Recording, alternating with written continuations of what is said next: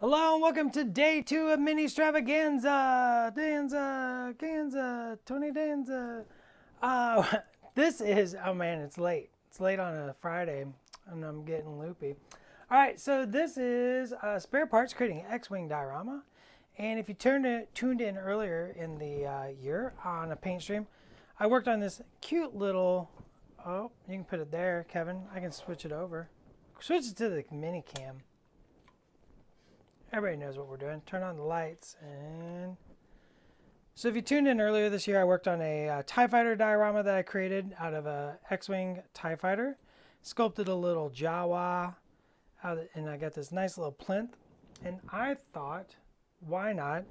Let's do a counterpoint to this with some different philosophies about composition, thinking about composition, and just general building tools, tips, tricks, and ideas.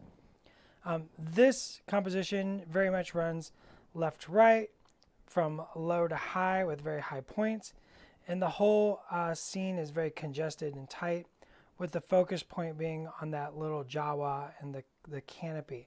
I haven't had time to quite finish. Oh, You're good to keep going. It's just the overlay. it says video errored. No? Okay. I guess we're still going. Nice. I didn't quite have a time yet to finish painting it, but the light source will focus even more on that. You can see where the light beams are beginning to build themselves in and stuff like that. But I thought, do we have people? Are we live? Test, test. Can everybody hear me? Should be.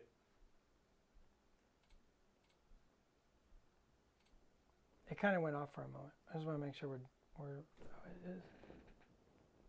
Yep, okay. So this time I'm going to do an X-Wing, actually. And we have a nice big plinth here, much different than this tiny congested plinth. So the story I want to tell is more of a story of desolation and maybe a lost pilot or something, to kind of create a feeling of emptiness, whereas this has that little bit of life with the Jawa who's found this TIE fighter. It's got some support ropes. I want to create more of an open and vast place for this X-Wing to live. So I got this plinth and I shaved off this whole side, very rough. And the very first thing I want to do is I have some 2-part epoxy putty. And I need to get a layer of this on here to start building up some ground and some movement in the entire floor of our diorama.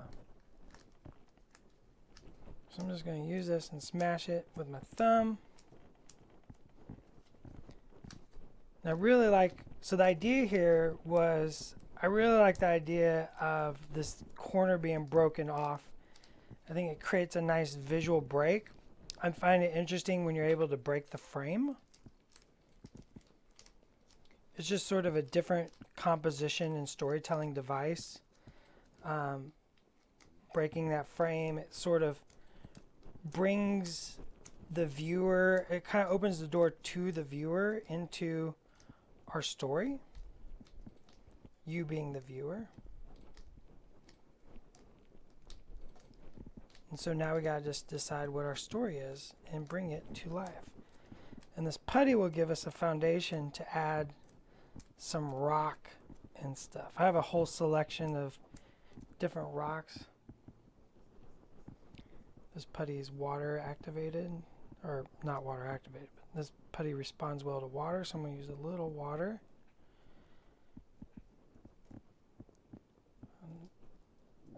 On my finger here to start smoothing it out.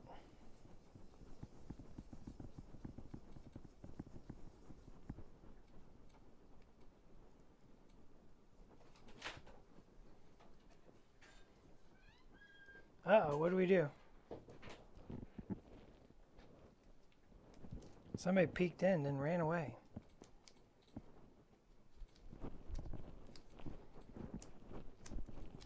anyways, I have a bunch of different rocks and slate and just little bits that I picked up, and that's kind of the fun of dioramas, is you get this opportunity to kind of scrounge about and find stuff in the world and tell stories with it. I've pulled pieces of wood out of lakes. I had a friend send me some interesting plants from Georgia. So just 3 or 4 bags full of interesting plants that they pulled from their backyard. And I've used them on a couple different projects, and they're just very interesting shapes. And, you know, I trim off some parts of them, and they look very alien. So you can do so much. And it, you know, it feels more real by making alien stuff out of, you know, things you might find here on Earth, because you can relate to it. You can see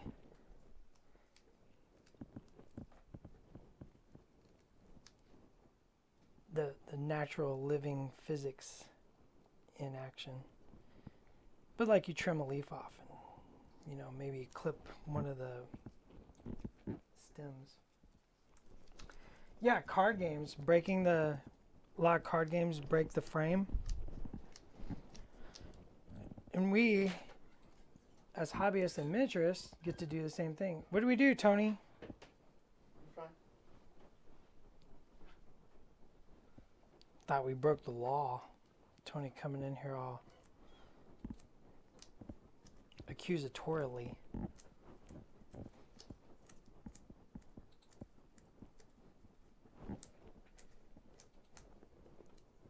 So I think the idea here, we're going to break this X-Wing ship. We want some rolling dunes. You know, maybe this is the Dune Sea.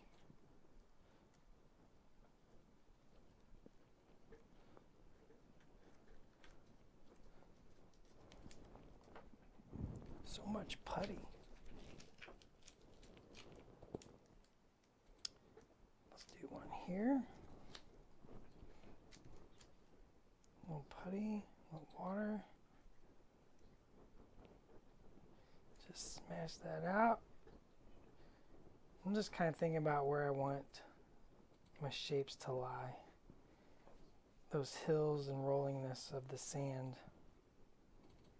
Smooth it all together, taper the edges, bring it down so it attaches to that wood plinth really well.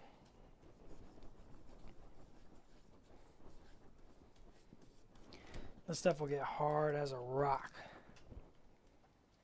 And this is a big diorama, which I thought was, like I said, an interesting counterpoint to our tie that we did, which is a nice small congested diorama.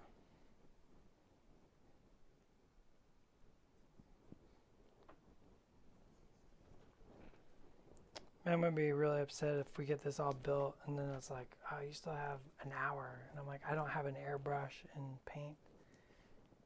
And I could so totally. We'll see what I get in 2 hours.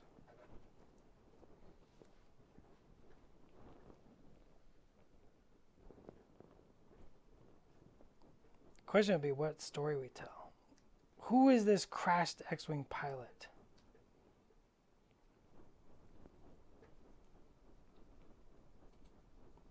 Have they walked away looking for assistance?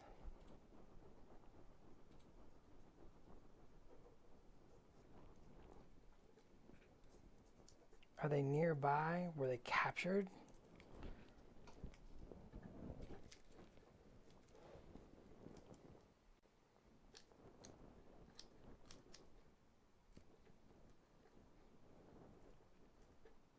I made so much putty, and lo and behold, I used almost all of it.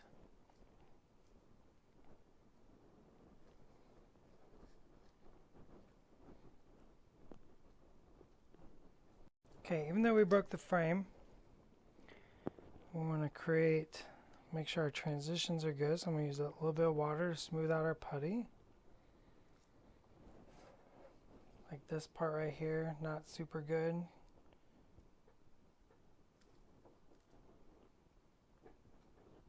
We want to smooth that out. We want to create an area that when we go to paint it, it goes from black frame directly into a line of terrain, well-defined separation. That way that frame break reads even better.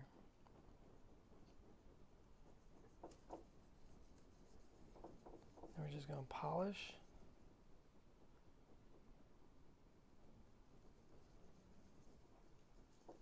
I'm not trying to get smooth, just trying to get shape.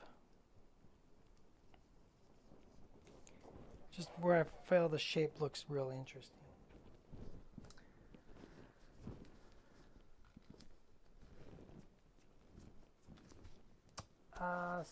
Son of Krypton 13. Dallas, I don't know if you saw my message in Dark Trooper painting video, but I want you to know I've learned so much watching your videos. I've only been painting since 2018 when Legion first came out. Now also I play and paint both MCP and Legion. That's awesome. That's awesome. I appreciate that. My primary goal, well, in life is first and foremost, I want to make all my friends and coworkers here at Atomic Mass successful. That's my first goal. But right behind that is I love teaching. And I love teaching hobby and about miniatures. It's something I've been passionate and literally consumes my life for the past 30 some years. And like I have a whole studio in my house dedicated to building and painting miniatures. And so anytime I can share knowledge or information, it makes me quite very happy. It makes me super happy that it helped you.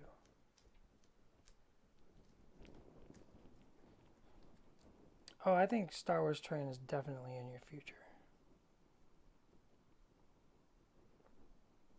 If you've been paying attention to me at all, I love terrain.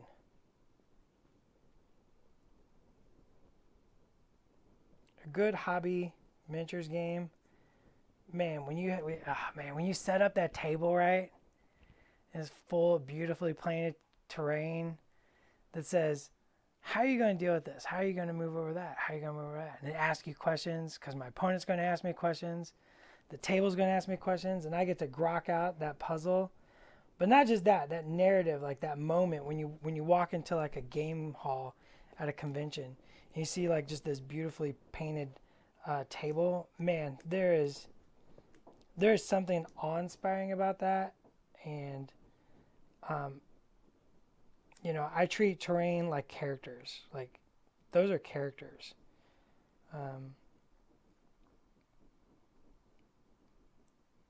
And they're just as important, A nice rock for your clones to hide behind is just as important as that clone commander or, Anakin Skywalker.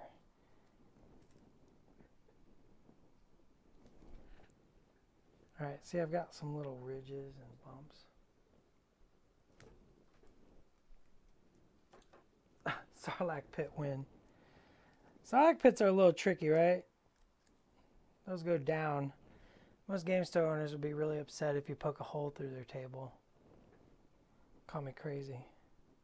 Many have. Okay, more dune shape. All right, use a paper towel here. Get rid of that excess water. I think that's a pretty good start, and we'll add more as needed. Now we're going to work on our composition. I think I'm going to keep my, I'm going to change gloves. That one's wet. Ooh, sweaty in there. It's hot under this light. Now I get to hear that. TK421, small price to pay for playing a Legion. Yeah, that game table being smashed open in your friendly local game store. So now we want to think about where we're going to put stuff. So we know we have a left to right story. Just very typical storytelling device here in the West, left to right, it's the way we read. So our story is going that way. And we're going from down to up. So I want to, your eye is going to be drawn this way. So I want to bring up my X-wing somewhere here. So now it's just finding that spot.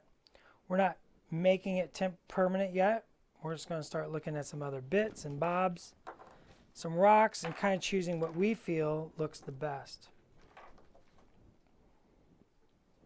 So I'm just going to take a few. These are just pine bark. I got at the, oh, that's interesting. Pine bark I got from the garden center, you know, just your local garden center. I literally carry around a bag of it, keep it in my office. I got more of it at home.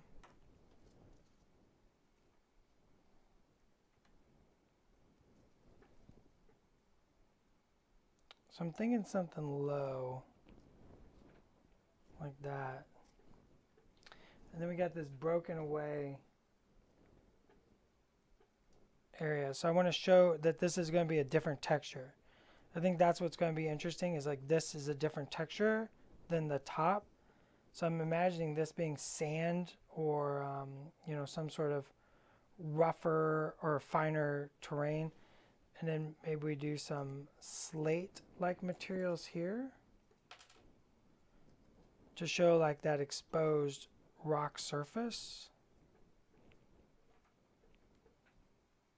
And we're gonna mess up that X-wing, trust me. It's just deciding where to put everything. Did the wing break off up here, or did it go flying forward? What do you think, chat?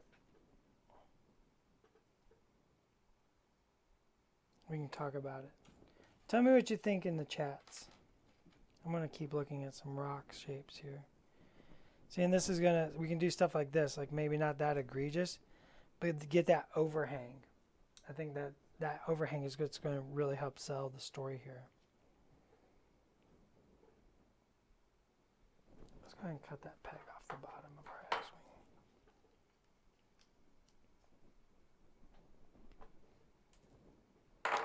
Goodbye, peg.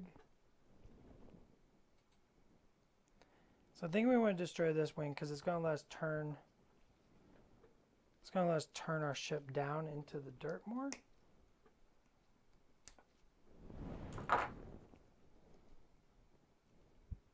Mm-hmm.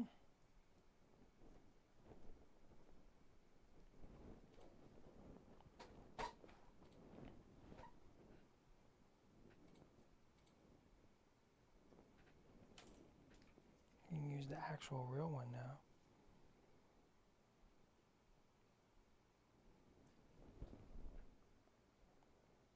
Kevin votes.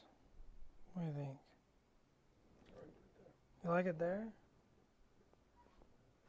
Seems like the fuselage will be a head wing. I can see it going. It's like one of those cool cinematic moments in movies, right? The X-wing gets hit.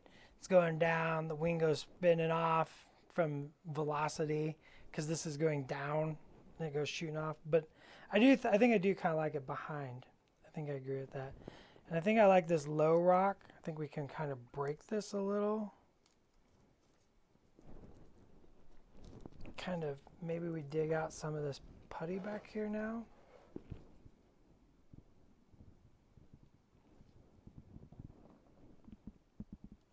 See, it's all about adjusting.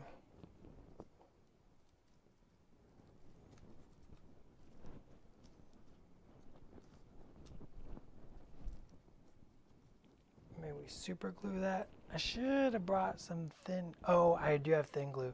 Do you see that thin glue over there, Kevin? Sorry. It's the tall. Yep. I can hear it in the headphones.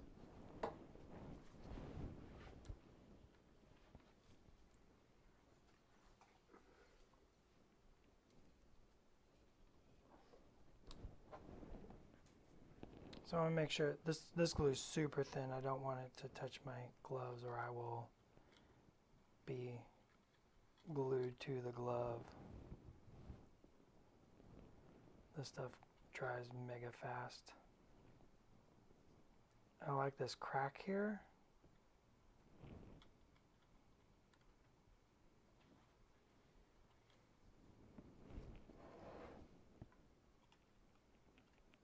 The other thing this glue will do is sort of seal this the fibrous nature of this pine bark. Here comes the fumes.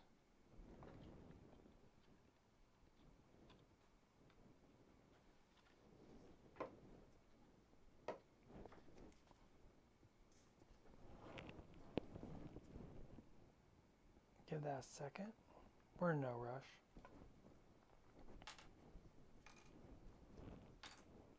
TK421, why are you watching the stream? Why aren't you at your post? That's funny. What other parts should we bust off this X-Wing? I kind of like it like this.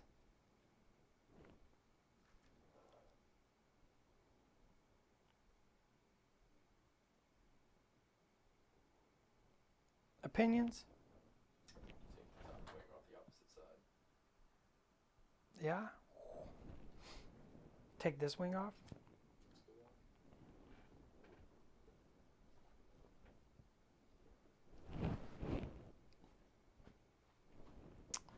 You don't think that's going to remove some of the dynamic? No, I get what you're saying, though. It does have lift, but that's okay. Okay. Just take the con tower off. Oh, just take the tower off? I like it. Should we go right here? Yeah.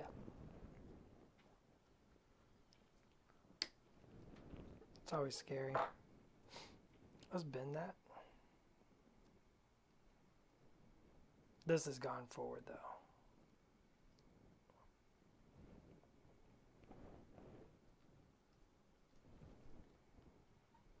Maybe something like that.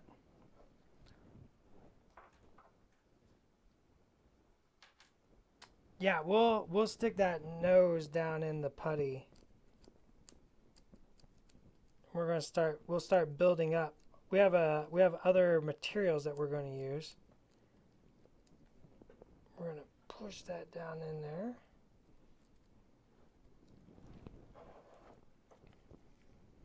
We can use a little putty to create like a little well at the front.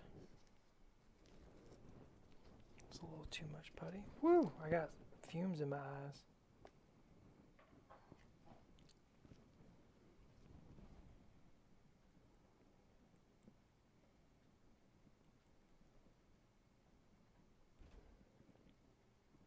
Got some texture stuff that I'm going to put on here as well, so we're going to have plenty of more building above this.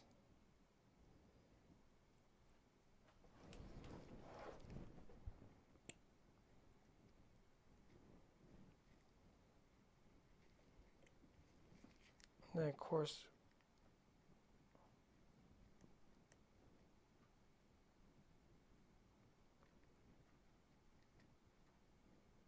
you dig out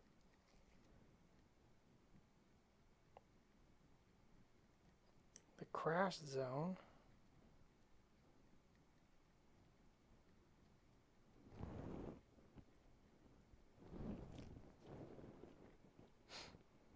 Actually, I kind of like this that edge. See where it's kind of rolling and stuff.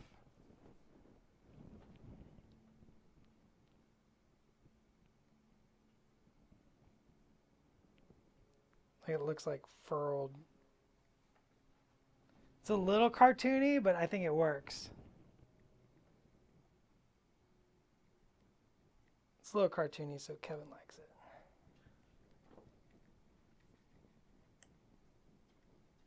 How long should it go? Should we go all the way off the edge? Right to there? Or off the edge? Off the edge, he says. We're going to collect this stuff and put it over here.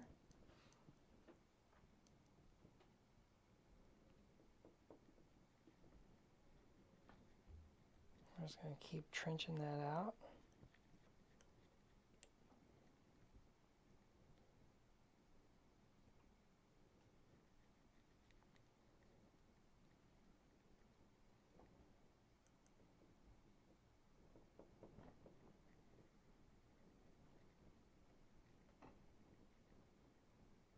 Just keep working it. Just keep working it.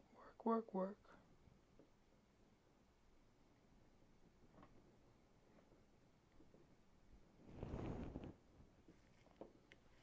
I feel like it needs a bit of a curve. It might be more interesting. Like he came in there like... That's the noise.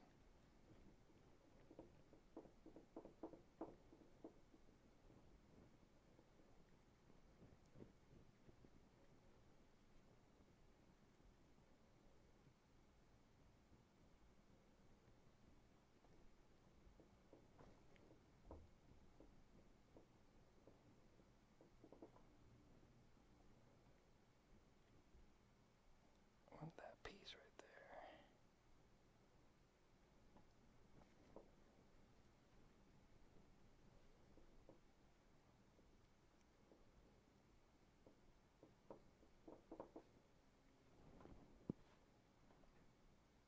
We're going to just take some of this chunked up bits. We're going to scatter it around.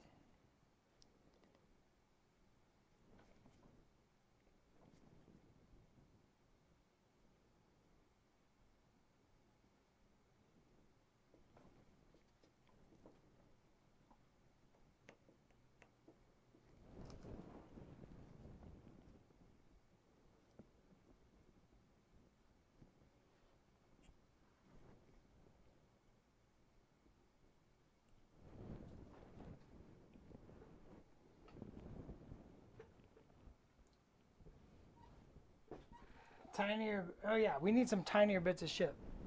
Fortunately, I have a bag of ship parts, just broken ships.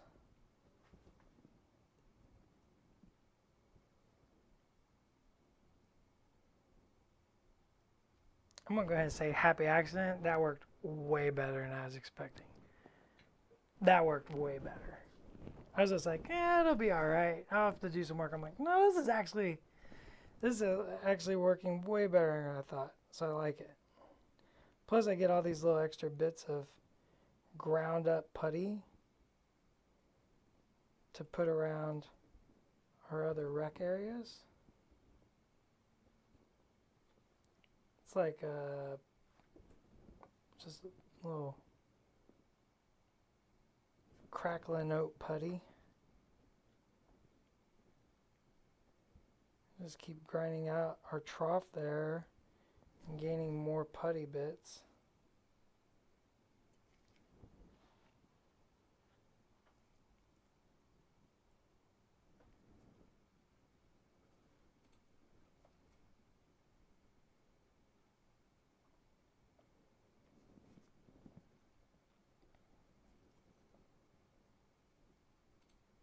On the leading edge of that wing, maybe. A little water.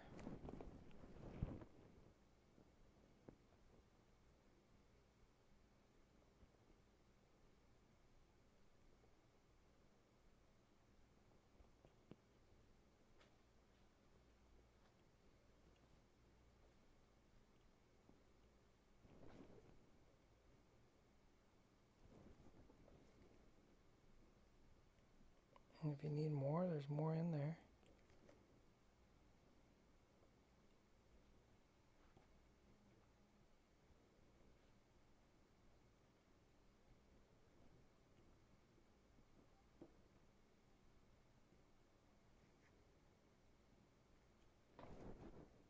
It's a good texture.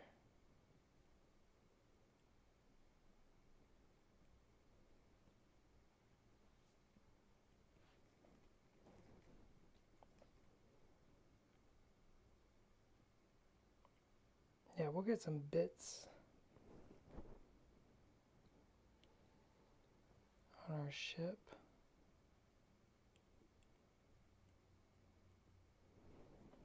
Some busted bits.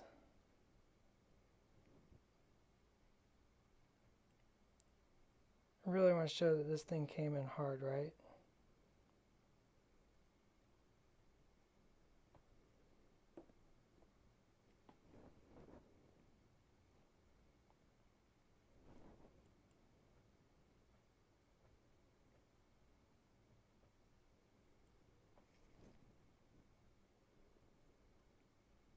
Just keep removing material.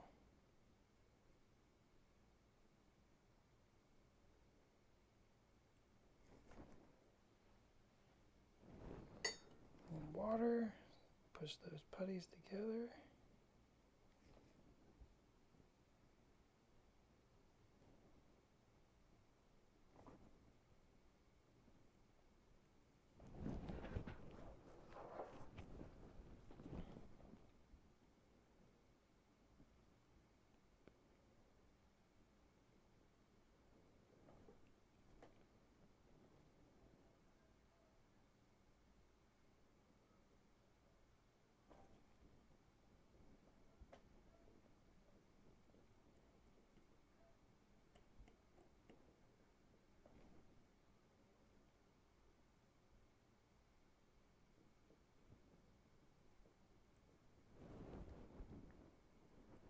A little water on there to kind of make sure that there's nothing that's going to fall off.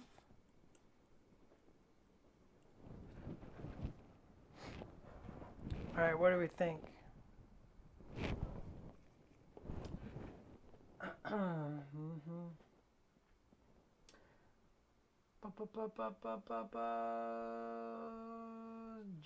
Take time to get dangerous and put a giant tree on it. Oh my. Said that the pilot of that X-Wing would not have a happy accident if they're still alive. Where did you pick up the plinth? I contacted a friend of mine and was able to acquire a nice plinth. There's several people out there in the hobby community that produce or make plinths for scenic and or competition pieces. So if you dig around, you can definitely find them.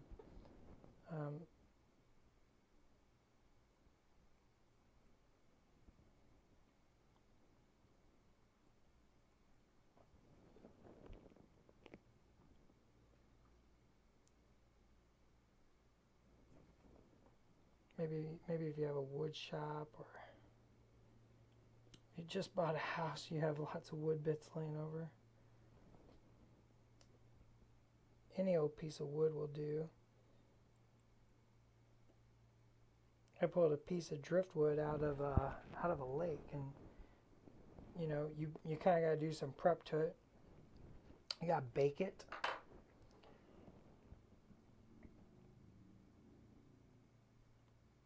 Just because you don't want critters living on it.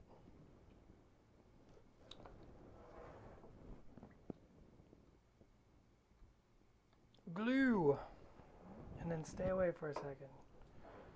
You got to bake it to get the any sort of critters off of it. Yeah, plinths are easily found. Pretty much. Just do a little digging. You can find wood plinths. Trophy shops have them.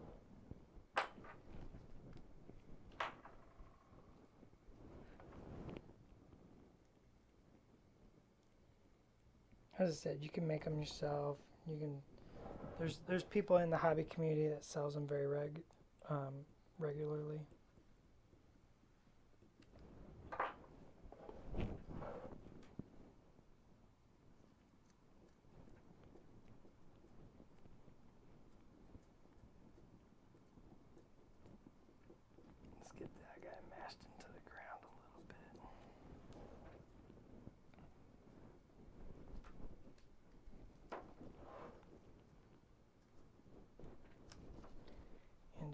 side to blend it together.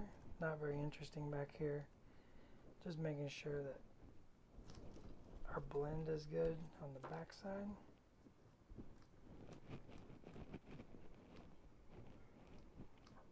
We want this putty to kind of go up onto this rock. I want that rock to feel like it's coming up out of the sand once we get the sand added to it.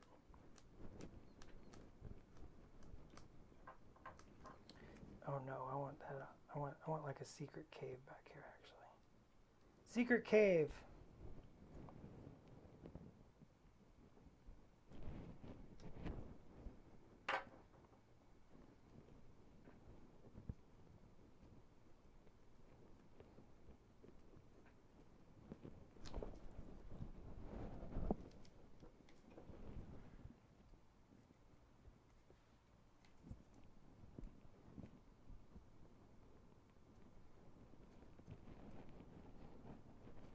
Just creating more terrain.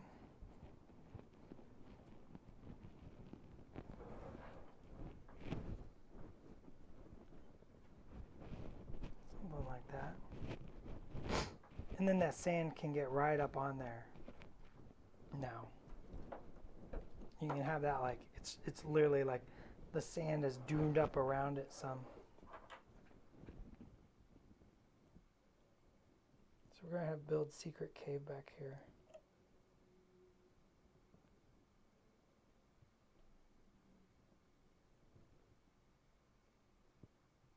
Maybe like a little Easter egg storytelling thing.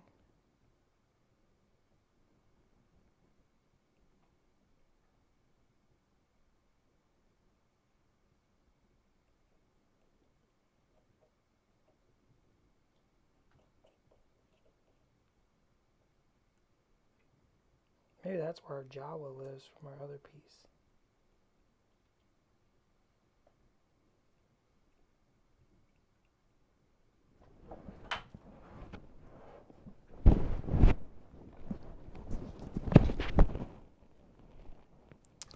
Do you think it needs, I think with that one rock, I feel like one other small rock of the same texture somewhere else.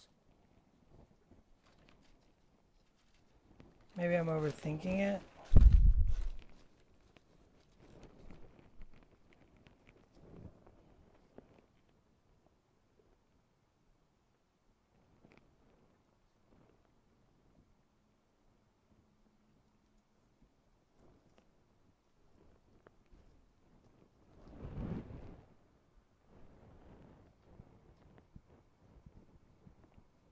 Nope, don't like it.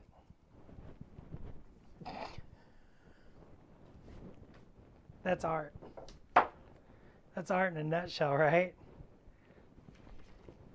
It's like, oh, what if we did this? No, that wasn't cool at all. I just feel like it needs another bit of that rock somewhere. I don't know. Is Lonely Rock okay? What about that? Man, hate it when Kevin's right. But I respect it. Okay, so now we want to start creating our shell. Put a bird on it, TK says.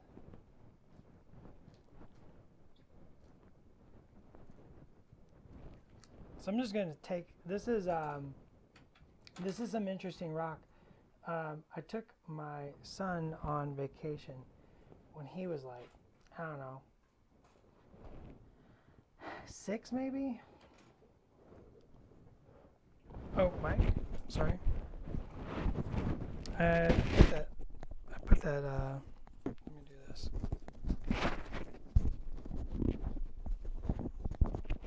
Sorry, kids. Test, how's that? I put the mic thing in my pocket and it's dragging my hoodie down. I took my kid on vacation when he was probably like 6, and we went to Colorado. And while we were there, we visited some ancient fossil beds. Does anybody know where that's at? Has anybody been to the ancient fossil beds in Colorado? I think it's near Colorado Springs. Gorgeous, very, very cool place. And of course, it's the ancient fossil bed, so you know it's protected. But weirdly and funny enough, outside of the park are houses, and they are part of the ancient fossil beds. And so many people had these signs in the front of their homes saying fossils and then prices. And I was like, okay, interesting. Let's stop. Let's take a look. You know, I'm a curious cat. So we pull into the one of them, and it was this trailer. And the lady was selling, you could go in her backyard, and behind her trailer was this wall that had been carved out for who knows how long. And for $10, you could pick any cardboard box from a pile of cardboard boxes on the side of her house and fill it up from the wall of ancient fossil bed. So of course I did it. I was just like, heck yeah. And this is the rock. Of course we spent a little time, you know, we dug through, we split layers apart. We found like little pieces of, I mean, that might be plant material right there. We found like little pieces of plant material and everything because it was a dead lake apparently back in ancient times. It was a dead lake. So nothing living was in it. If there was any animals, it's because they fell into it. So it was mainly just plant material that had fallen into this lake for, you know, millions, hundreds, thousands of years, whatever. And this is like the leftovers. I still have a bucket of this stuff. I've been carrying around for 20 years of this ancient fossil bed, and I love it for basing. I think it looks really cool. It cracks nice, but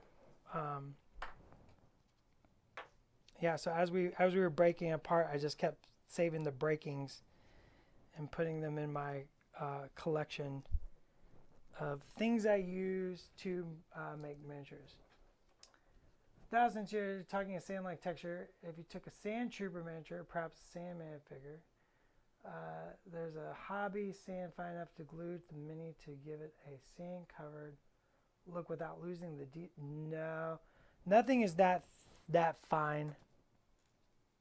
Yeah, you're just dry brushing it. You paint on that texture. I would stipple, a lot of stippling, but there's nothing that fine. There's, you know, some of our details are literally like millimeters. You're not going to, even super fine sand, it's not going to give you what you want.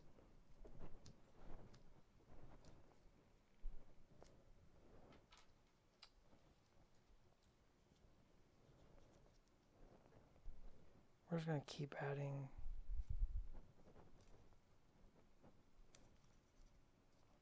layers to this. This is the cool part. It will crack.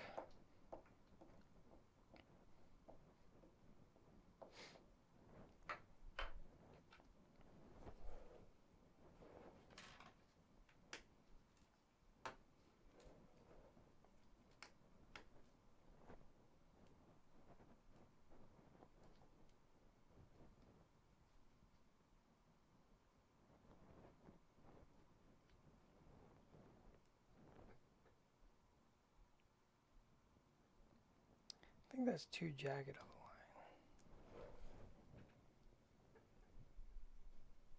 I don't like this one. I don't like this one.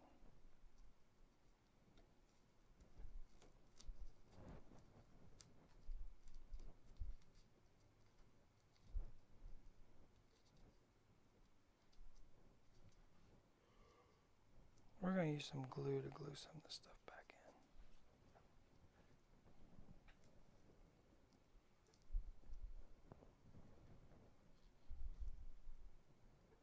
Gonna go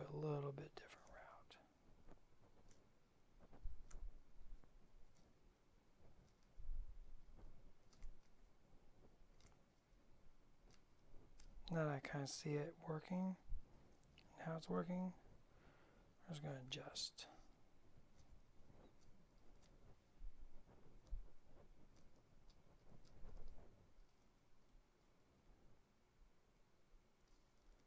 I think I want more of a defined line here.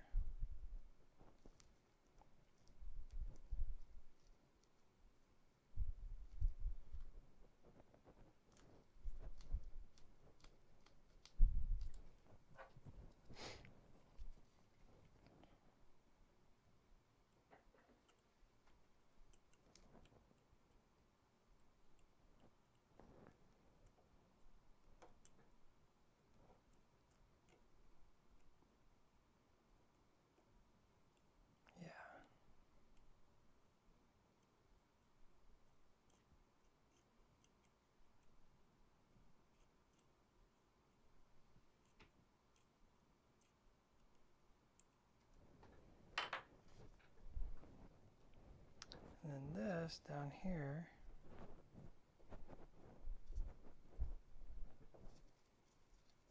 needs something a little more textured.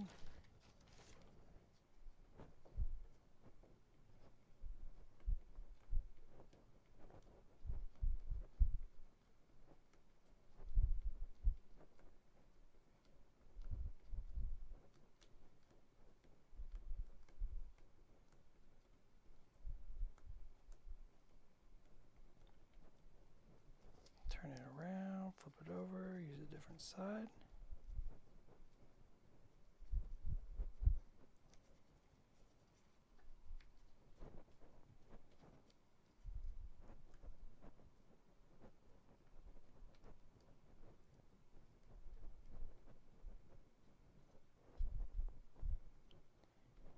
Now for some bigger bites.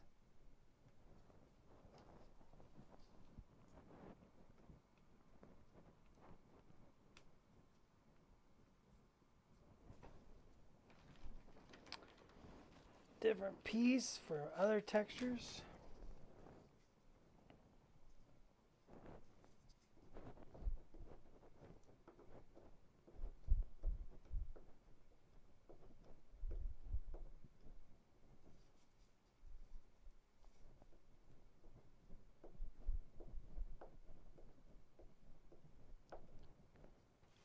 Just trying to get a lot of texture on there, and then I'll start focusing some.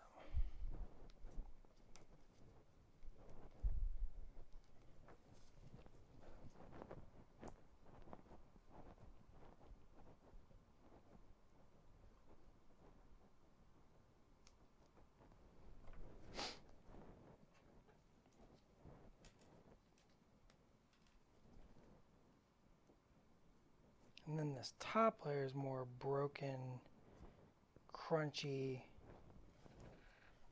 Now we got lots of different textures happening. Thoughts? Not offensive. Said I'm a fan. Oh, I thought you said it's offensive so far. I was like, whoa. Fair enough. Offensive to any rebellion pilot. Look, if their rebellion pilots were better, you know?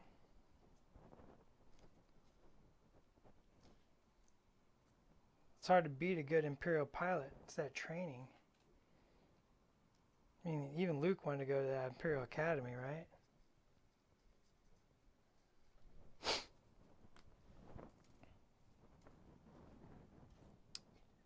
There's a piece I want. I don't know which one it is. What was the first miniature that I painted? Oh.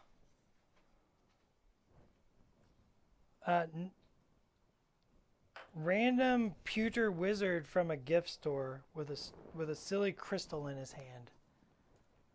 I painted it with no primer because I didn't know that you needed primer.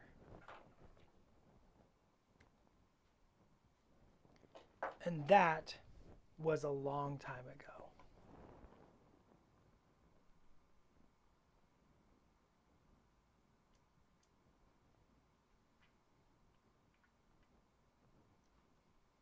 Here comes the fumes.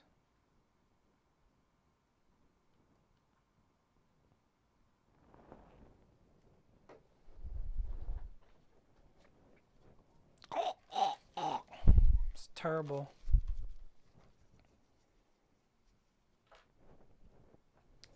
Let's try a little water. I think a little water in that will help. There we go.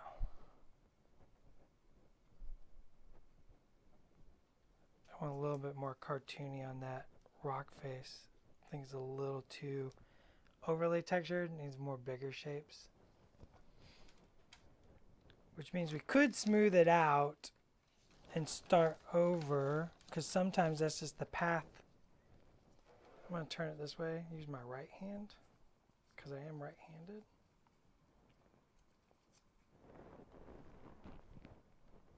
Let's smooth that out. Also, this putty's getting hard.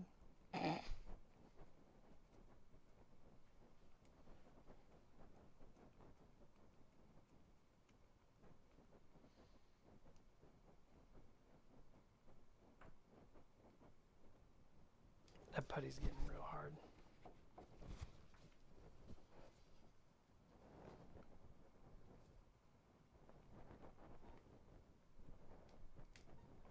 Oh man.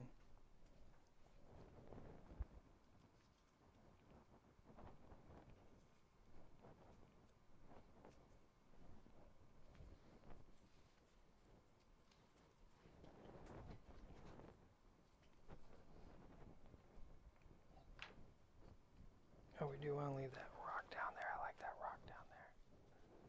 That's where the other rock texture comes in. That corner. Right there. Beautiful. See, I was right. I was just in the wrong spots.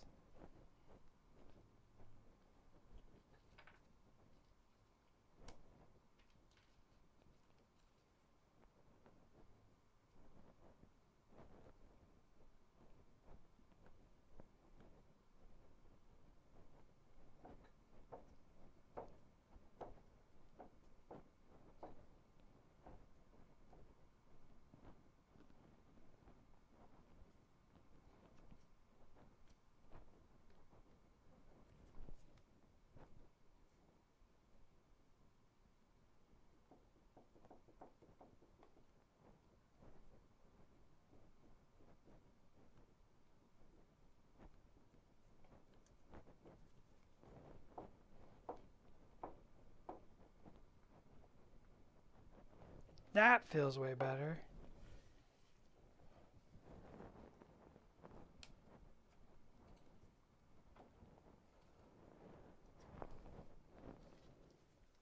Did the wizard have a name? No, he was just a generic wizard straight from a gift shop. He wasn't named. Does everybody know what I'm talking about? Like, you got into those gift shops and you can see those pewter wizards and like pewter dragons, and they're not the best sculpts. They're really not.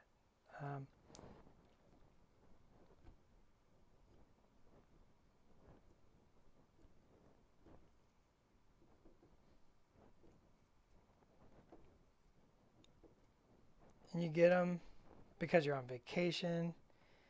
And also they got a sweet crystal orb that's actual crystal. And I got it home and I was just like, oh man, this wizard's so cool. I was like, he'd be cooler if he was wearing a blue cape. So I dug out some, and I had done like airplanes and cars before. So I had some paints, not a lot. I didn't have very many paints. I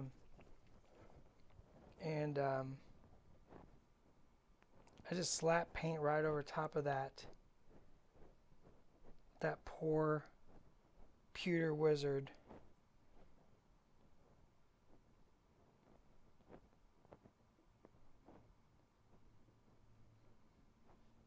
No primer.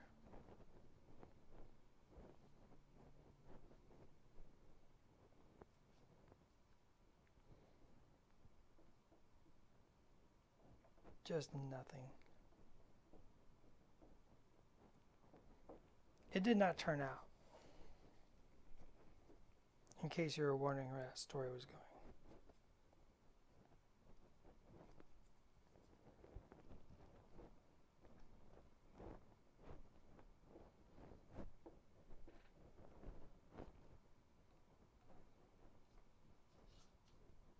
I don't think I've ever worked the front edge of a plinth so much.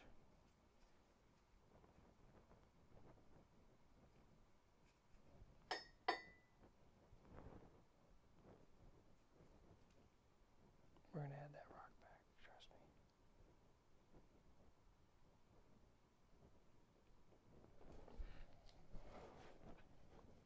me. Yeah, that's texture.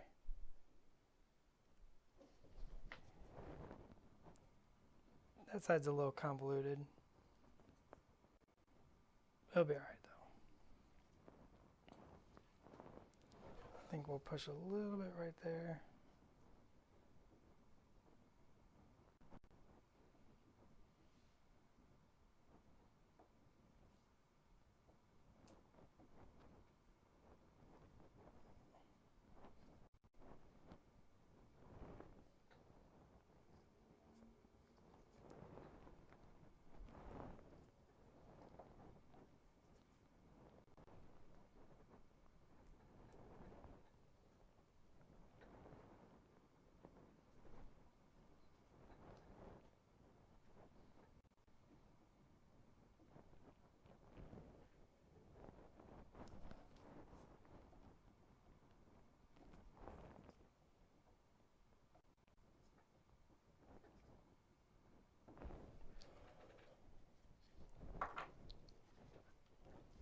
Uh-oh.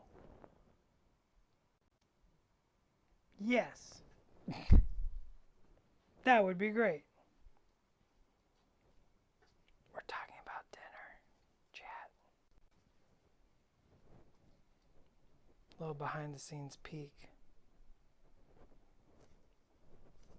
We're getting dinner now. Nah, see, that's too big now. Ugh. Now I ruined it. I'm unhappy with it. You told me I pushed too much. I was so determined.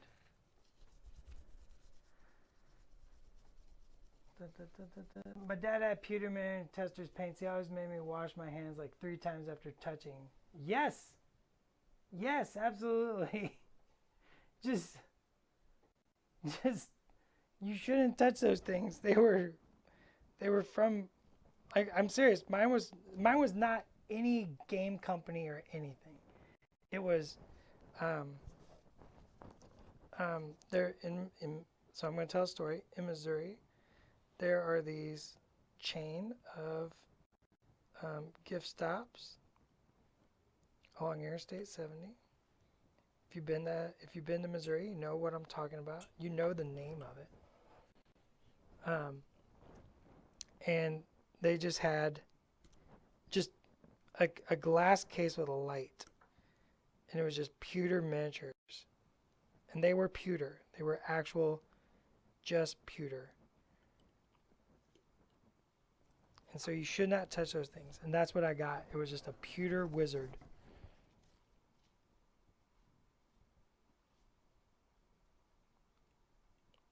Which is the most dangerous of wizards, pewter.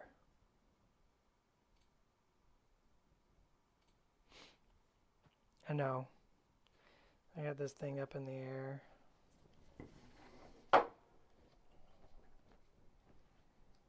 Just trying to give it a nice corner. Stuff takes time, man.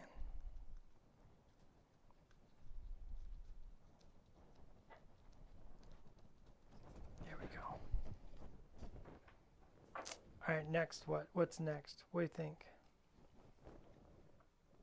I still have an hour. That's correct. Oof. That's more opportunity. More opportunity. Talk to me about the opportunities here. Tell me about these opportunities you see presented. I remember when we were talking about this stream, they're like, do you think 2 hours? I'm like, yeah, that should be fine.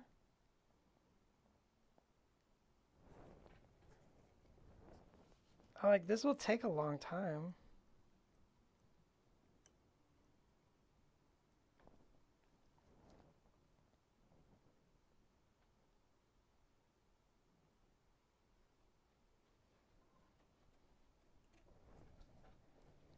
Okay, we got like a little streak. We got wing. Oh, we need to tear out that. Oh, we need to tear out this droid.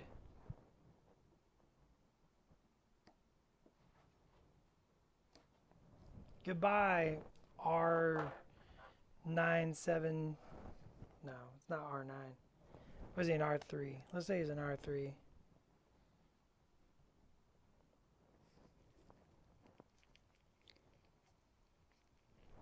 I'm going to be pretty heavy-handed with this. I'm going to be real honest. I don't have a pin vise. I left it at home.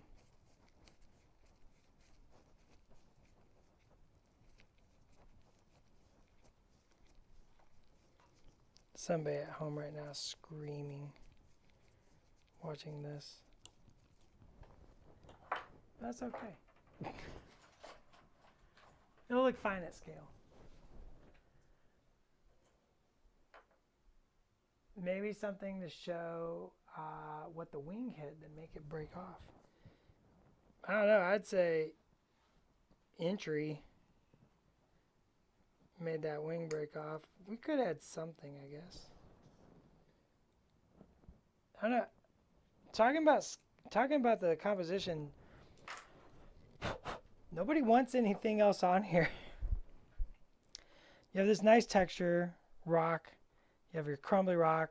Now it's going to become sand. So that's a nice strata there. Moving over, you got your chunky bits. Where would even something go? Like just compositionally. Like let's think compositionally here. Over here doesn't make sense.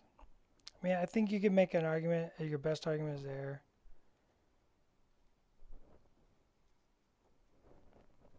Maybe that's interesting.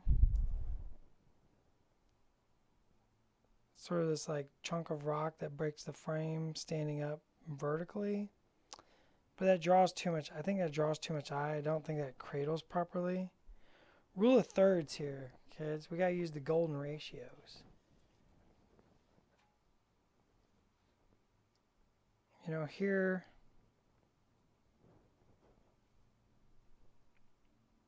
maybe. Kevin doesn't like it. He's scrunching his nose. I've seen that nose crunch. That's the nose crunch where I'm like, I don't like the hair. And he's like, the hair's perfect. And I'm like, we can smooth it out. And he's like, you're killing me, Dallas. I do like the way that like kind of frames that. It does kind of frame the action a little bit.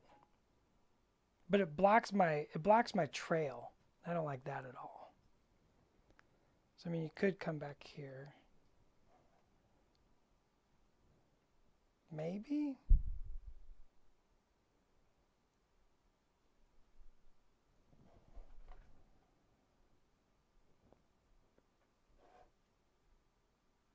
I'm not sold.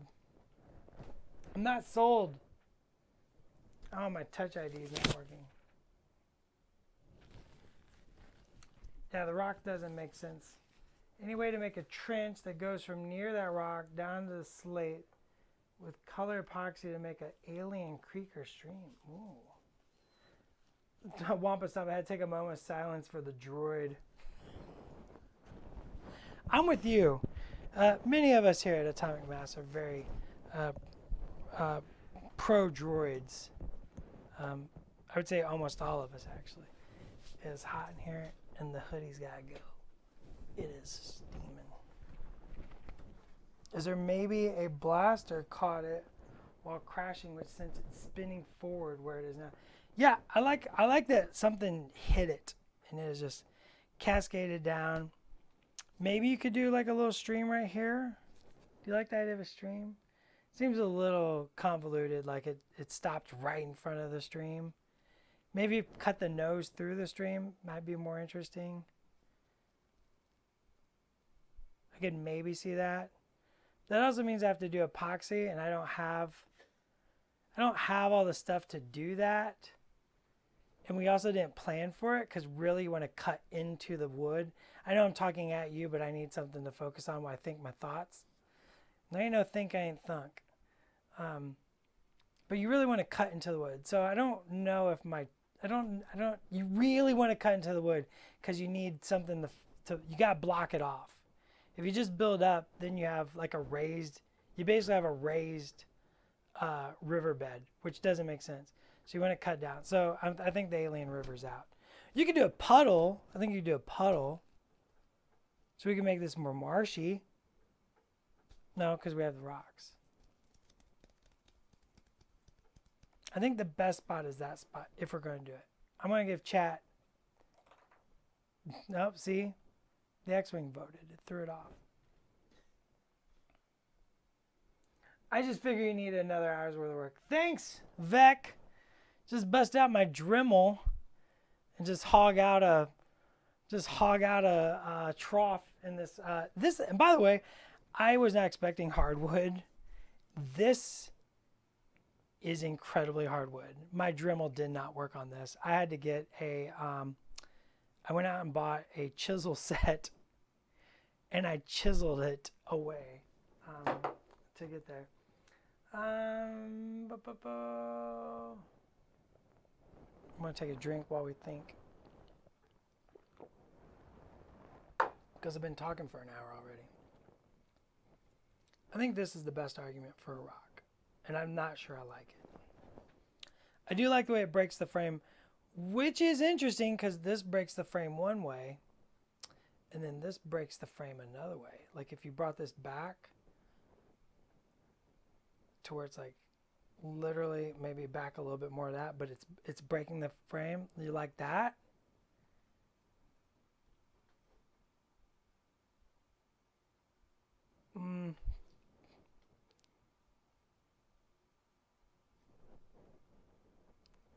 What about that? That's not really breaking the frame at all. That's not bad. All right, we're going for it. We're just going to mash it down into that putty. We're going to take some of this other putty that's absolutely hardening. What if it's lying lengthwise? I think the vertical is what you kind of want on this. I think the vertical is kind of what you want. If you do another horizontal, I think you're getting too much horizontal.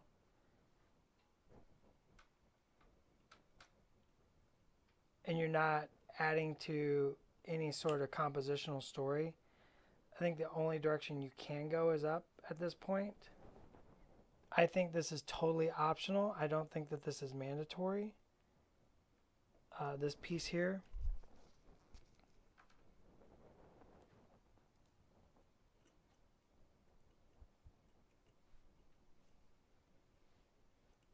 I think this is more of just a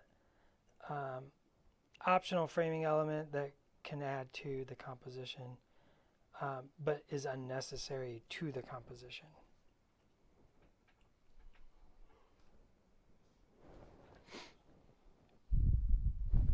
It does create a bit of a frame, so I'm not mad about it. I don't think I'll go home tonight and be like, why did I put that stupid bark on the back?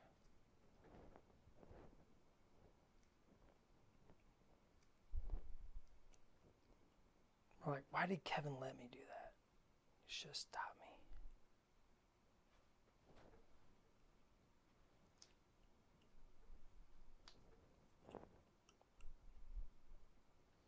That putty's getting real dry.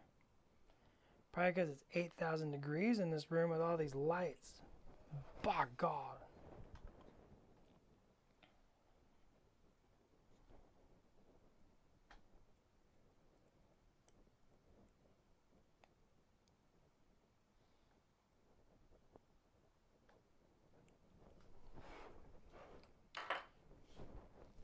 Not bad.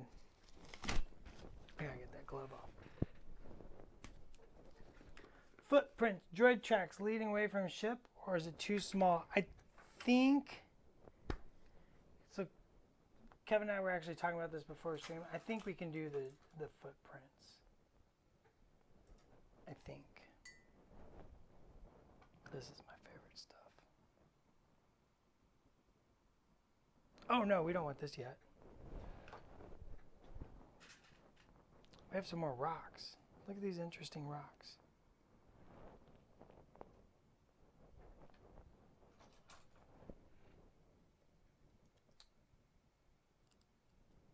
We have these interesting little rocks here. I got these from a driveway. Oops.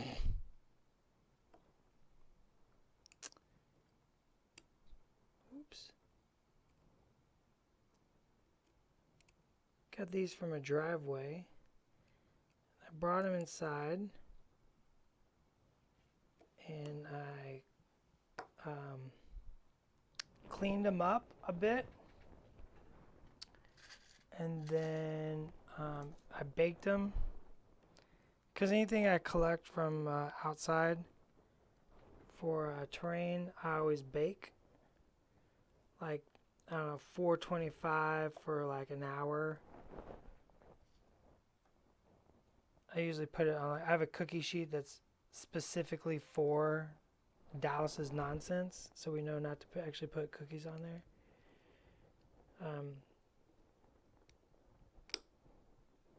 And then, or, you know, throw foil on it. I don't like the shape of any of those rocks. Did you just wipe Nutella in the center? No! First off, I would never waste Nutella like that, sir.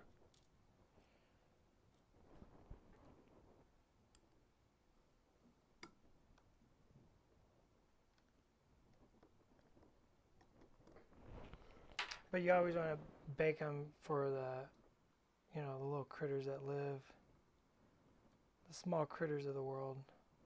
I don't think I want too many rocks. I think it just needs that like second layer, right? Work your way from big to small. Okay, this is just pumice gel.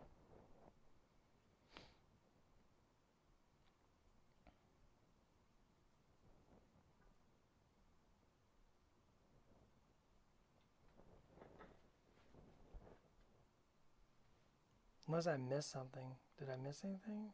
I feel like this is the spot we're at. I don't think there's much else to do.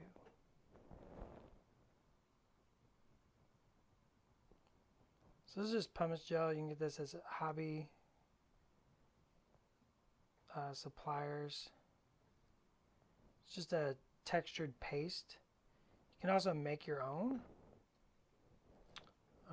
if you are so inclined to do so. Just some school glue, fine sand. That's all it is, really.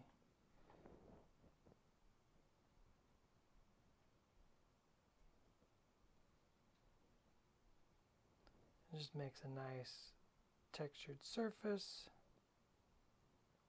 I use it on a lot of my bases. If you pay attention, some of the other Star Wars streams I've done has used this stuff.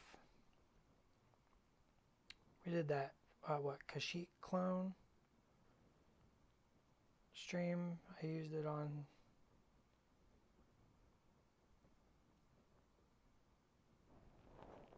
It's really good.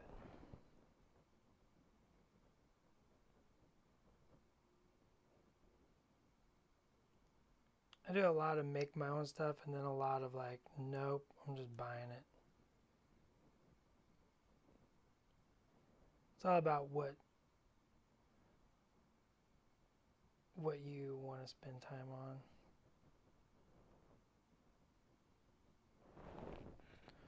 Yeah.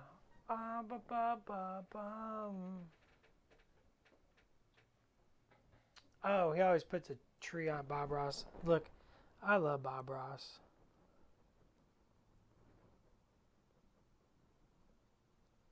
He was a fine example for a young Dallas.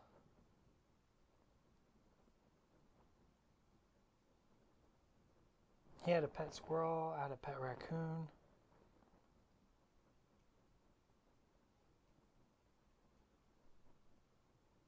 He had big hair, I have no hair.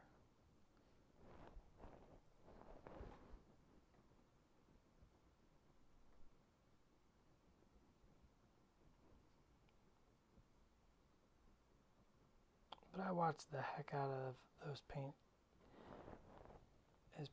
and stuff like that, and just the way he wanted to communicate was always so inspiring.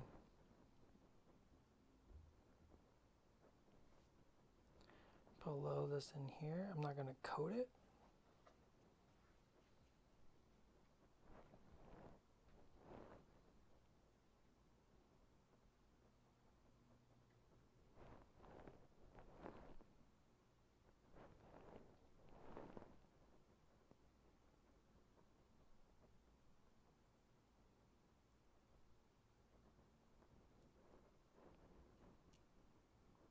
This can get up on stuff, it's fine.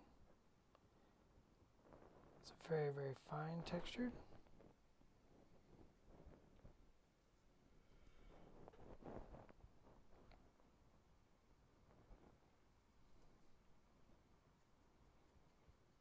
I think there was wet super glue somewhere, because my brush is definitely turned, clogged.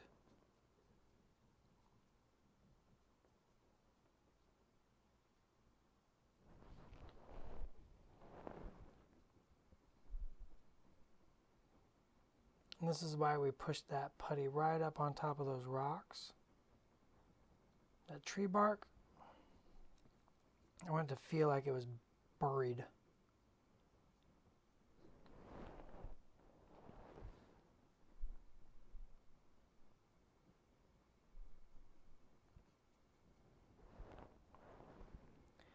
I'm going to create that transition I want.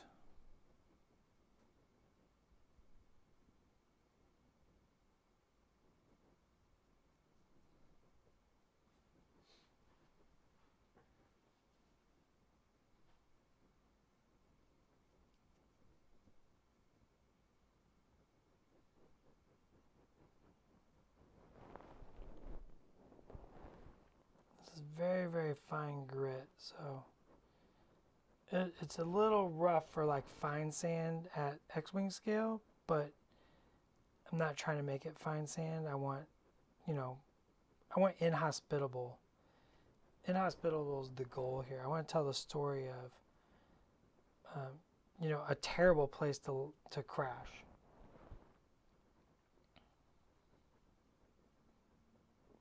Our intrepid X-Wing pilot here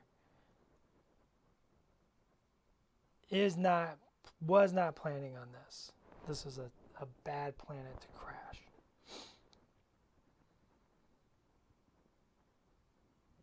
So I really wanted to create, like I said from the beginning, I wanted to create that open, desolate feeling when we go to paint this, compared to the tight, almost claustrophobic feel of the TIE Fighter diorama.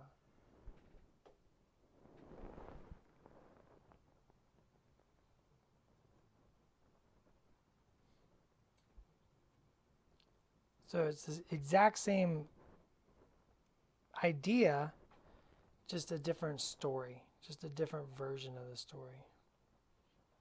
One is the Jawa who's found some crashed TIE fighter.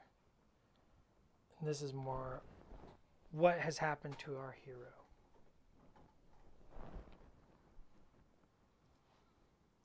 So then the next question is going to come down to what colors to paint this. What's going to give it the atmosphere.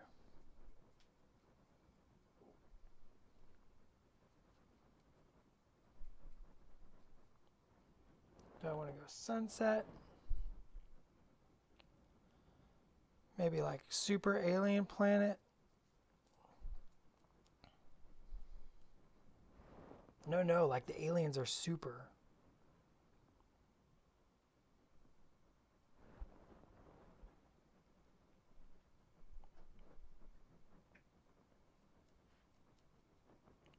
A little texture on the rocks.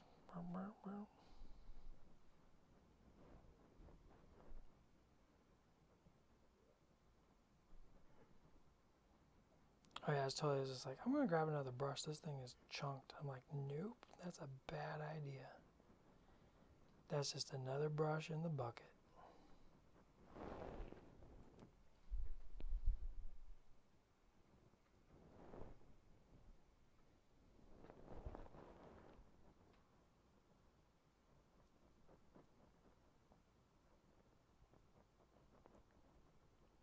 So I smoothed it out over here, but over here I'm going to let it be a little more texture-y. I'm going to spin this.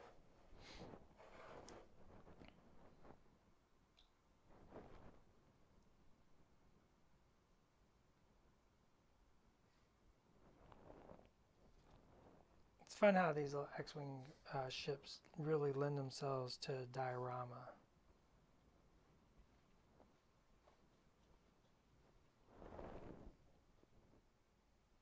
If anybody gets inspired and makes a diorama, you should totally tag Atomic Mass Games, because I want to see it. Kevin's going to make a diorama. Maybe. Maybe. There's no promises here on stream. I mean, I make promises, but I don't make other people make promises.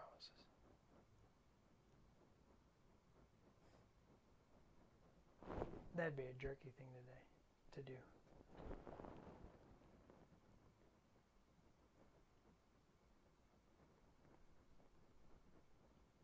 It's whatever your favorite brand is.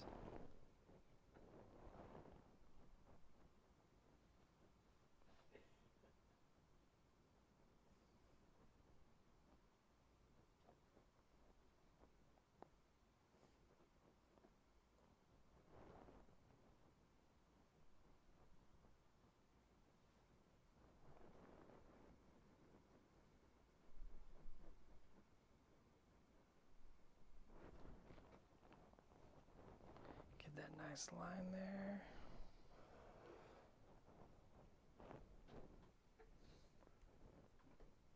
Is that your studio quality painting brush, Dow? Shame, shame. Is that why you laughed, isn't it? I heard your chortle. You know, it's not actually. Thanks, Dur Waldstar. It was my grabby brush. If anybody's heard me talk about my grabby brush, it's just an old paintbrush I keep to grab paint out of paint pots. It's just my grabby brush that I decided to just absolutely mangle with texture gel, and pretty sure it got a little super glue on there. You know, like happens. Sometimes you get super glue on your brush and you absolutely ruin it. Judge me.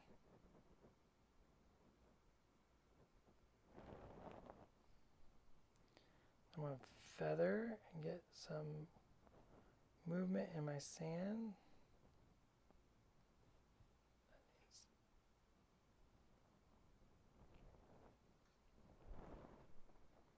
Maybe show like some of that wind direction.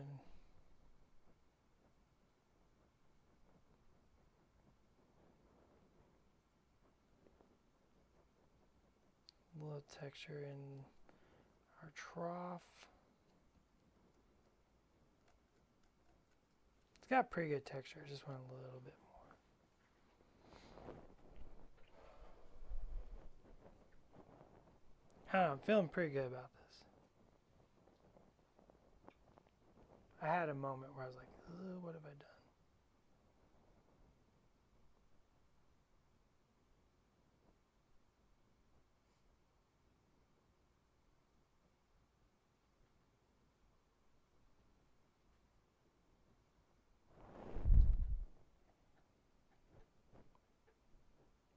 I think it looks pretty cool.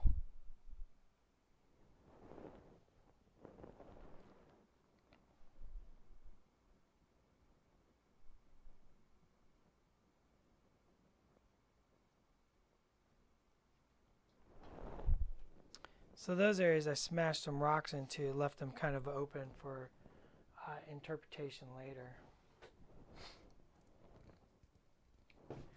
Demoted from grabby brush to graveyard brush. It's true. It's so true. Poor grabby brush. You're going in the trash.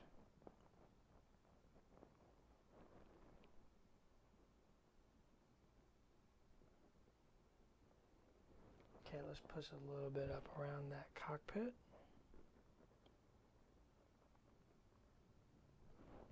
I want to get that a little bit more buried.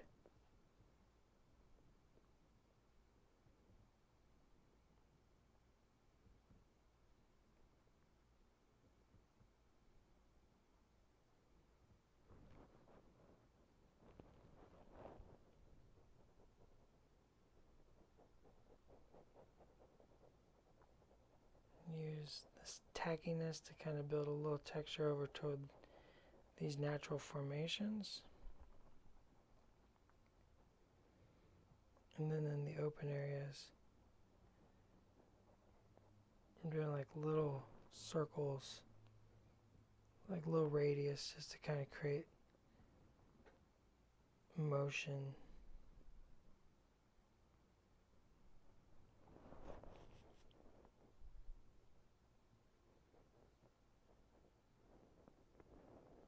You know, to show that living planet kind of thing, right?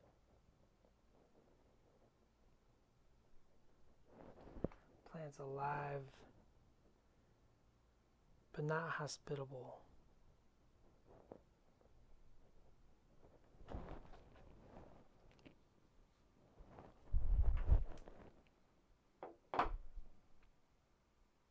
That looks like a crashed X-wing diorama.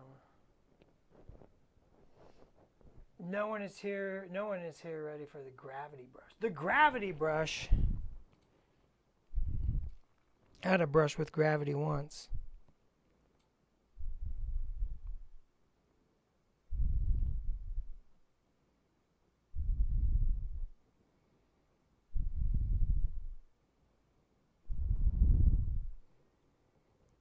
I'm going to use some of this to tidy up my nice corner down here. A good painting has a good frame. So I like to paint all my miniature bases, the rings on them, black. The base is the frame of the miniature.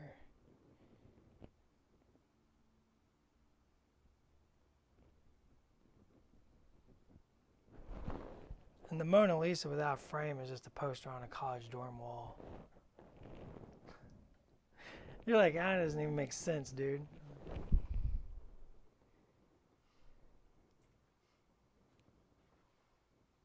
There's a nugget of thought there.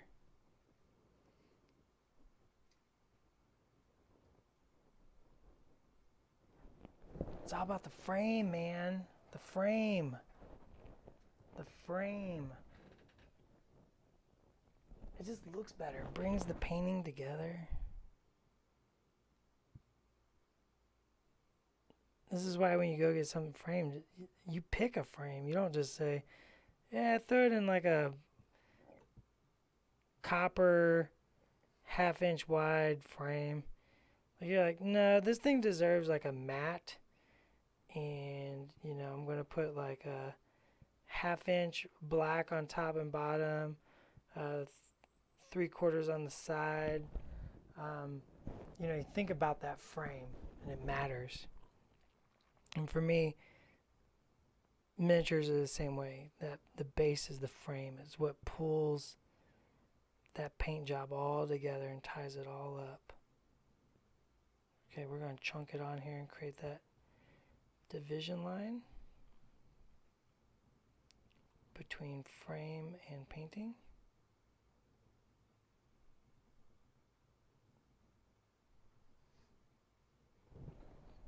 Kind of like sculpting here with this gel.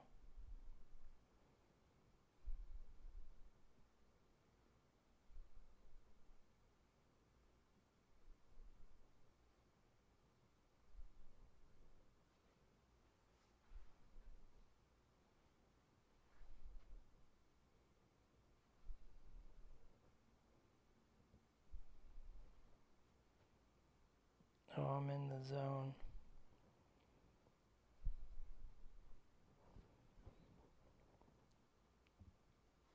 I'm in the tank.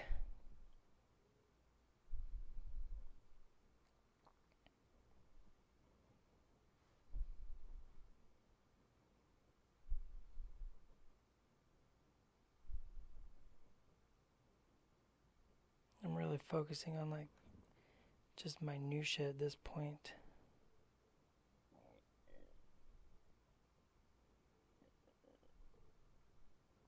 Oh, my tummy grumbled.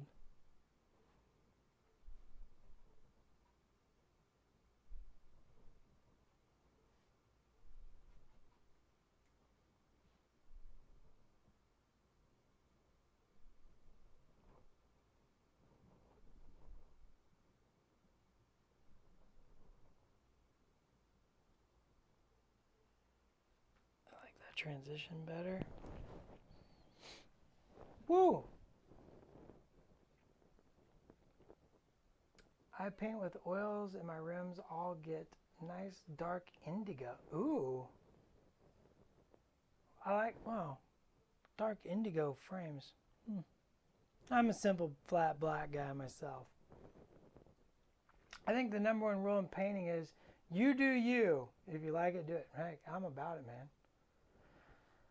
I felt like I was so sophisticated back in the day when I graduated putting brown rims around the base instead of just goblin green. I remember those days. Black definitely feels like the sophisticated base rim. It's like classic black. It's like a pair of blue jeans. You can't go wrong.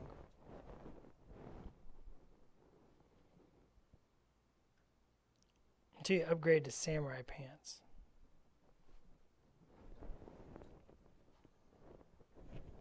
Oh yeah. Make fun all you want, Kevin.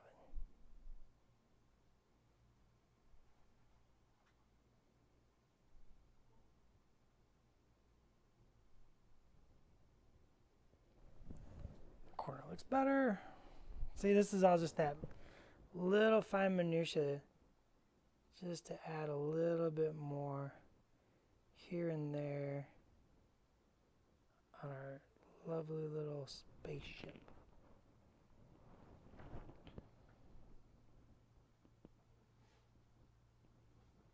Just working those transitions between the sculpted texture and this pumice texture.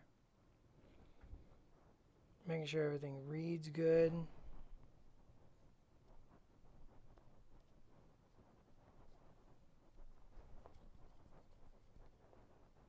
And is doing what I want it to do. Texture almost has igneous rock, cooled lava, sandy lava planet. For sure in hospital. Yeah, for sure. That was the whole goal, right? Is to really bring in rock textures that makes the viewer uncomfortable or uncertain about the fate of our TIE, or not our TIE. We did the TIE, our X-wing pilot here.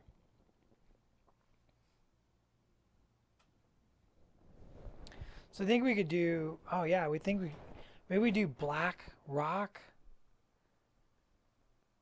and we do like a red cast light. Like, yeah. I think that'll work really, really good on this one. It'd be different. Be way different. Really inhospitable. Super inhospitable.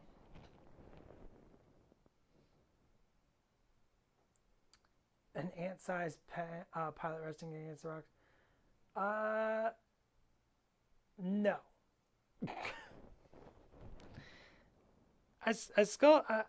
I love y'all. I do. I sculpted a Jawa on our Thai diorama, which I can pop back up if anybody wants to see that. If you haven't, just let me know in the chats. I sculpted a Jawa. I am not a sculptor. I have never claimed to be a sculptor. I have never once even alluded to the notion that I know what the heck I'm doing with sculpting. But I do it for myself and for fun and for art. And I was very, very proud of my little Jawa, but there is no way I'm even going to attempt to tackle a crashed X-Wing pilot at this scale. I'm not doing it.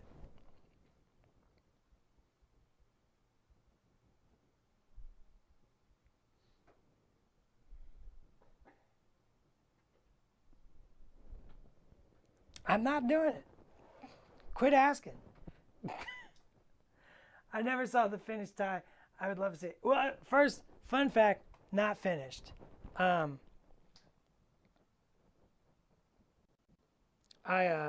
been a little busy in life.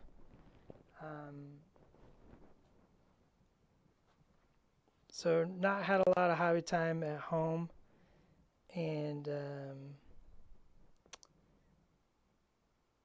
then work. Been doing other stuff, like Ministravaganza, which I hope you're enjoying. We put a lot of heart and work into this. All right, let's show that tie. So this is where we left the tie off. So you can see some of the philosophies. Like, I think this is a good time actually, right? Yeah. Man, that brush is wrecked, son. This is goodbye brush.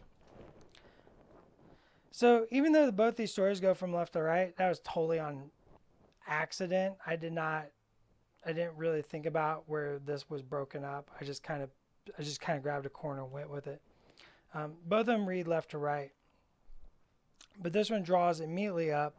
It has that long spike and that center focus right there with our little Jawa I sculpted, as I said.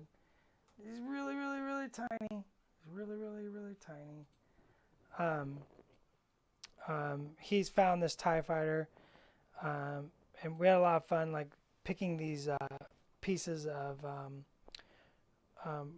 wood that I just had on the porch, and poking them in the putty and getting some ideas. And we were going for like a nighttime. It's got a long ways to go. The light needs to be brought up much, much higher on this. I think the dark is pretty good. I just need more refining and defining of stuff, but definitely light. You can see, let me find a pointer. You can see this sort of triangle of light, which is sort of this triangle, and it's sort of this overall triangle. Everything's working in triangles here. So that triangle light, I want to reinforce that and bring it up onto that TIE cockpit. And I think that'll be more interesting. And then bringing those blues down into the cave there. I really like this piece. It feels very tight and controlled. All the story elements are right there. And then this one, I wanted to create a different feel. I wanted to open that feeling of vast, open desolation, right? This X-Wing is crashed.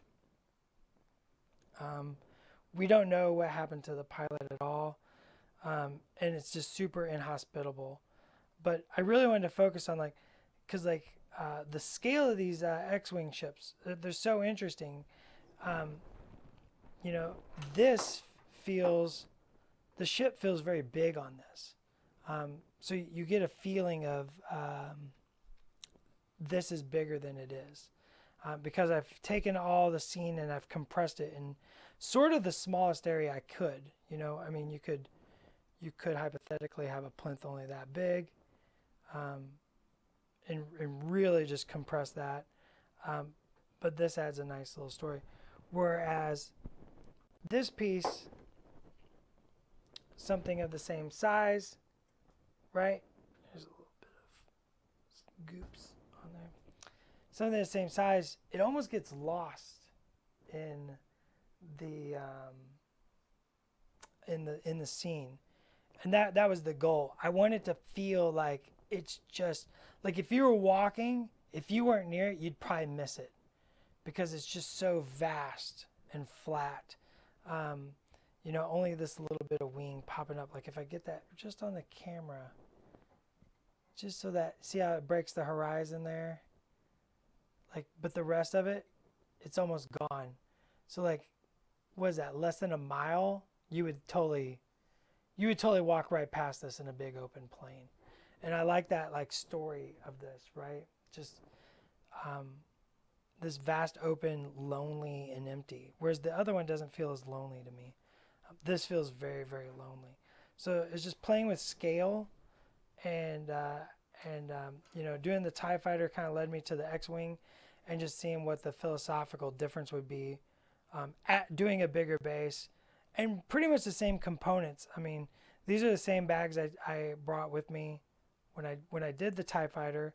So a lot of the elements are exactly the same. It's the same putty. It's the same pumice gel. These are pine bark, whereas like that is like the TIE Fighter is wood that it was some rotten wood that we had on our porch. It was really interesting because as you pulled it off, it got those really sharp spires, whereas this is more lumpy, square shapes.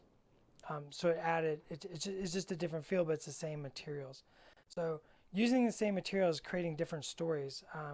It was really what these two streams have been about, and just exploring that. What scale would the pilot be? 3mm is 3mm. I think 3mm might be. I think it's 2, right? I think it's 2. I think the jaw was a little bit big, but that was literally as small as I could sculpt that thing. And Jawas are super simple, right? It's just I did just a cube-ish shape with 2 cube-ish shapes on the side, and a hood, and I just poked a hole for the face. Where will the final home for these be? Will they end up on display at AMG Studios? The TIE Fighter will probably, once it's finished, I'll probably just hang out in my office. Just hanging out in my office. This, I don't know. I have an idea maybe what to do with this. We'll see. I'm not real sure. Probably just hanging out in my office again. 2 Jawas in a trench coat. That's why he's so tall, Kevin. That's why he's so tall. I still have, 15 minutes? Not quite.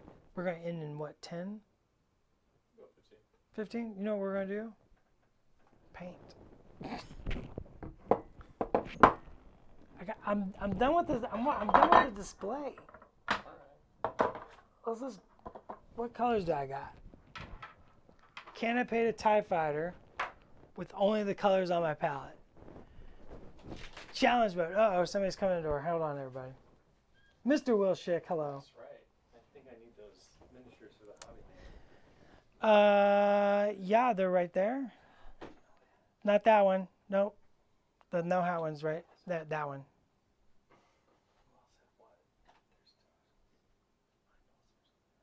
That's for Simone. That's for Josh. That's for Summer. Beautiful. That's all I need. Yep. Got one for Pagani, right? Look. He takes care of himself. He's a big boy. Pagani's a big boy. I'm not his dad. Does AMG have models on display, all the stuff that gets painted, or do they kind of get tucked away safely somewhere? We have cases.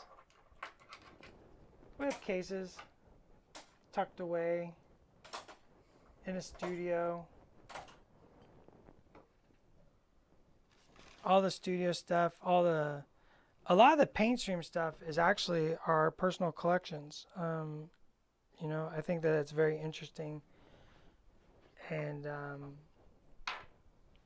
I know if I was watching, I would be, we're painting a lot of our stuff is what I'm saying on stream. Like a lot of that's our personal stuff for our armies. And, but not always. Sometimes like Schick will paint something or I'll paint something. It goes to like a studio collection for like studio armies that we can play on streams and stuff like that. I need a desaturator, a little blue maybe, touch of red. Now we bring in more yellow.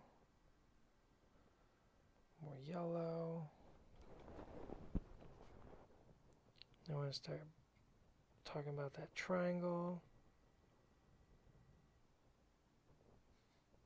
What? Nothing at all. What'd I do?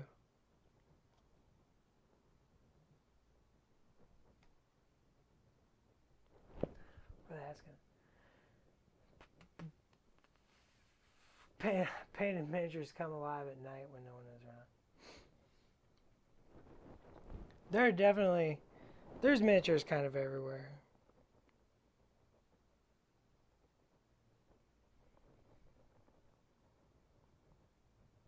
It's kind of like my house. Like, I realize, like, there's literally miniatures in every room in my house.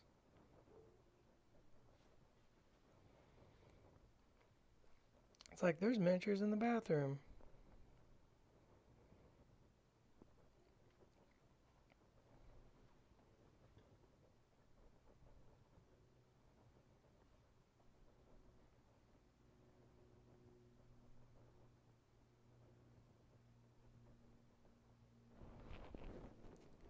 See, we're just reinforcing that triangle now. We don't got very long, so might as well paint. The X-Wing diorama's done, so.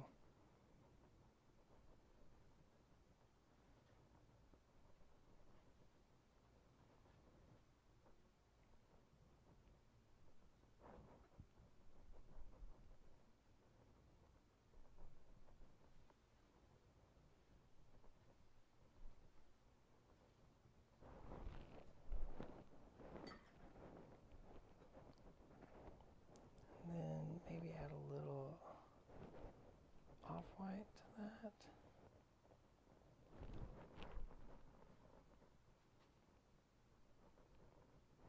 It's too much.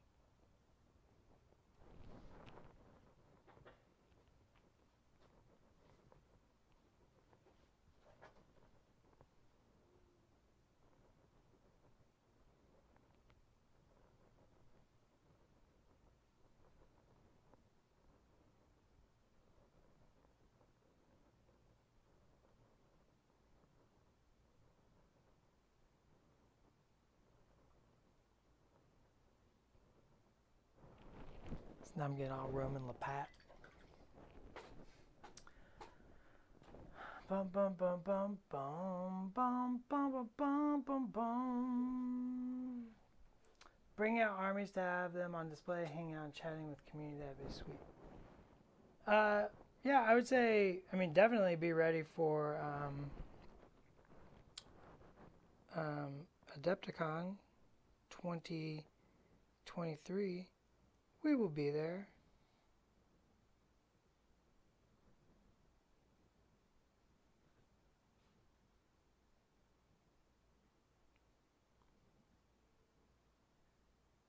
With all sorts of gaming. I'll probably bring an army.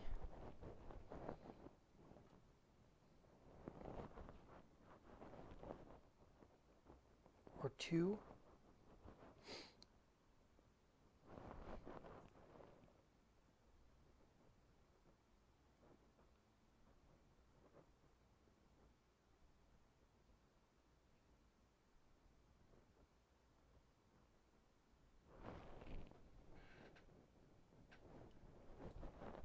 Like,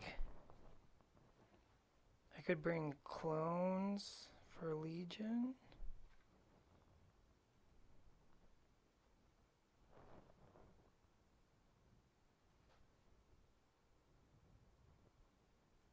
Or maybe if I get my Imperials done.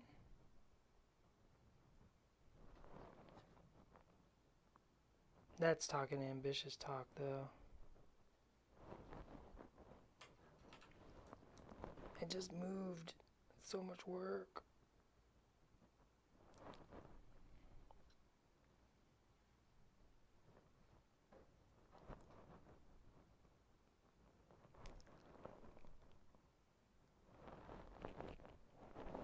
A little gray and start highlighting that TIE fighter.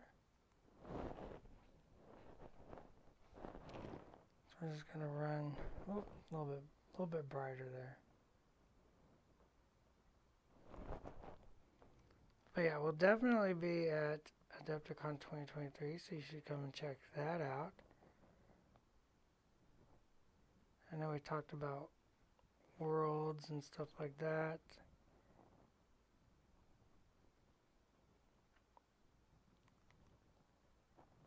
I think conventions are making their way back into everybody's lives.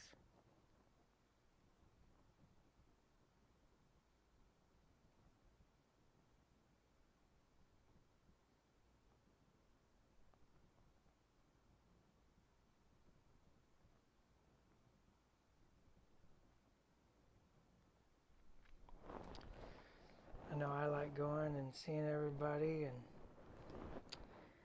those friends that you only see a couple times a year, right?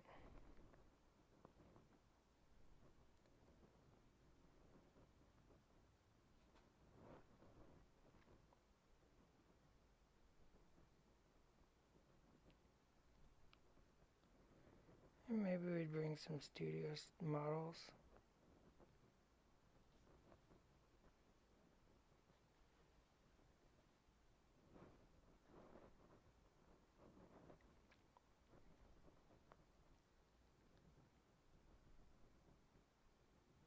Oops.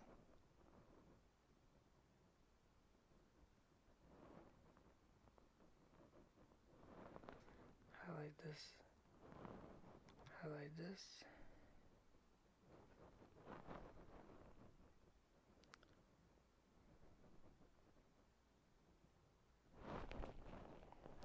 I think another highlight, maybe? Just talking to myself now. Just mumbling. 5 minutes, he says.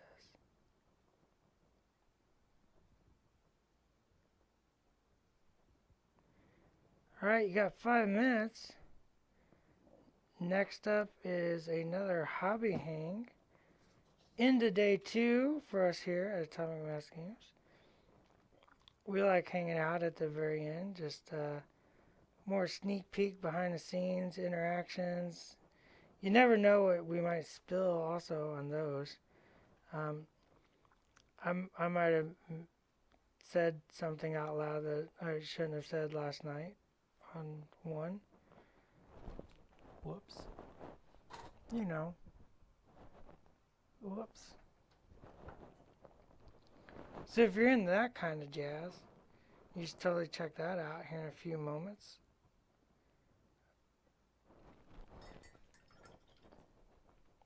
Who knows what we might say.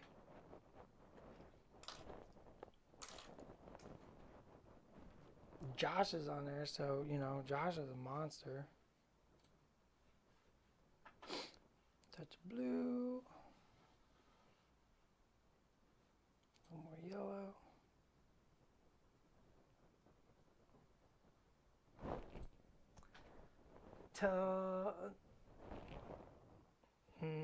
No, Josh can't do that.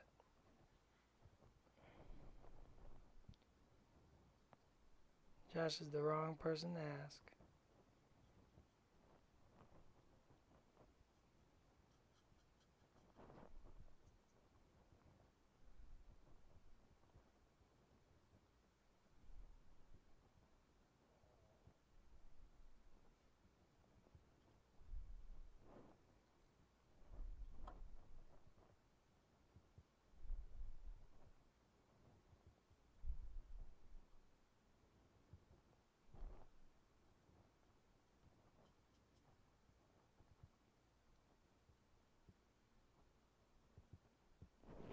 Like I said, hopefully we see some. I'd love to see, not hopefully, just I'd love to see some dioramas if you start getting inspired.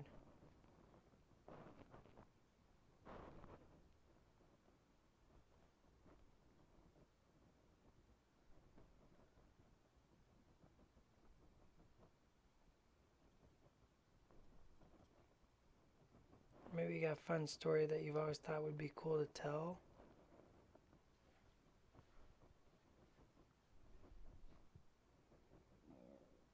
I think little X-Wing ships are a very good way to kind of tell those stories that you've had in your head.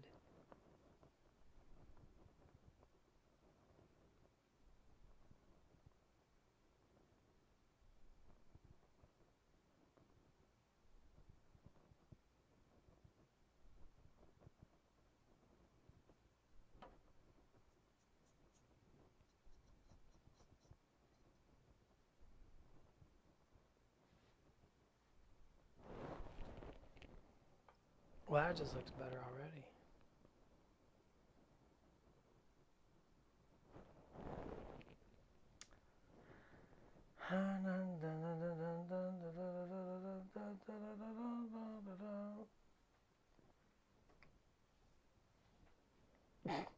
Just don't show Ewoks or the stream will crash. I don't think there's Ewoks on the next stream. Actually, I'm positive there's no Ewoks on the next stream.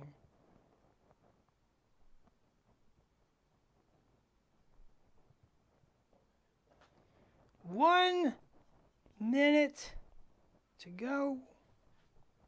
Then we've got to go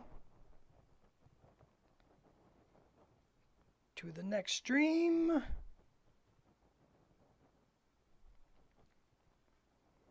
As I paint this towery spire of bark and pretend it's rock. That's art. Art is telling people what they see.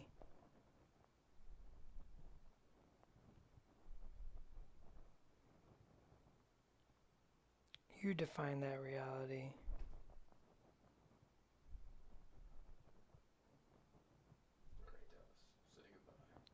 Alright, goodbye, Dallas. Alright, join us over on the next stream here in a few moments. We're going to be hanging out and hobbying. We will see you soon. Talk to you later, and goodbye.